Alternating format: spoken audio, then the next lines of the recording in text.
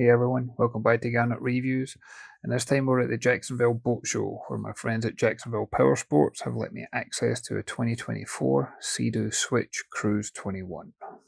This one measures in at 20 feet 4 inches in length. It's got a beam of just under 8 feet, and a tri-hull design gives it great stability for a boat of this size.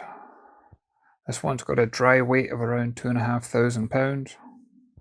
And is powered by a 170 horsepower engine that gives a top speed of around 35 miles per hour.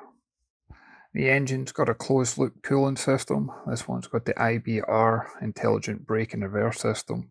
It runs on regular unleaded gas, and you have not only the tri-tune hull giving you stability, but it's also got the trim tabs built in place too. In the Sea-Doo state, this one's capable of carrying 10 people on board. It's also got 29 gallons of fuel and a total storage capacity of 221 gallons. I like the setup on the trailer where you've got easy steps that lead up to the boat itself. You have like a forward facing gate at the bow, that way keeping all your family and friends, especially if you get young kids or even pets on board, safe and secure. You've then got a storage compartment right on the bow for the anchor. And that grid-like formation that you see on the deck, that's because all the seating on board is in a modular setup. The yellow levers that you see at the base, you can push that and then you can pull the seats and rearrange the layout to suit. You can even remove the seats altogether if you wanted to. And the seats on board are very comfortable. Not only do they have that thick padding, but they've also got the padded backrest as well. But you can lift the base of the seats forward and you'll find that there's storage underneath all the seat compartments too. And as on display at the boat show, this one did have the bimini canopy cover that covered the aft end of the boat, but as an option you can get a sunshade extension.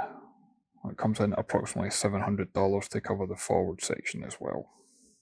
As I make my way to the stern, you'll see that there's seats across the transom. This one has got the pop-up bolster effect, and you can also see we've got a bathing platform too.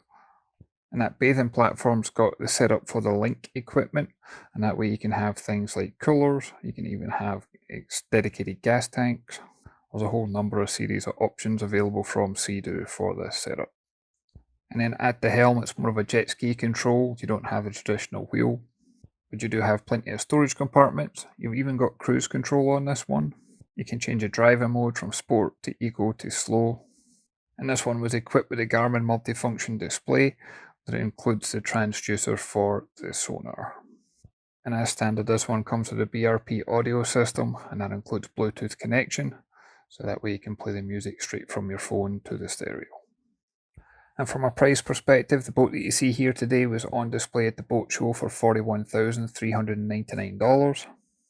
This makes for a great alternative for those that's considering buying a pontoon boat. I personally would rather go with this option because it's got the jet drive. And I also really like the fact that you can change the layout to suit the needs. But as always, I'd love to hear your thoughts and comments. If you can leave a comment down below, if you haven't done so already, if you can hit that like and subscribe button. I look forward to catching you on the next one. Thanks everyone.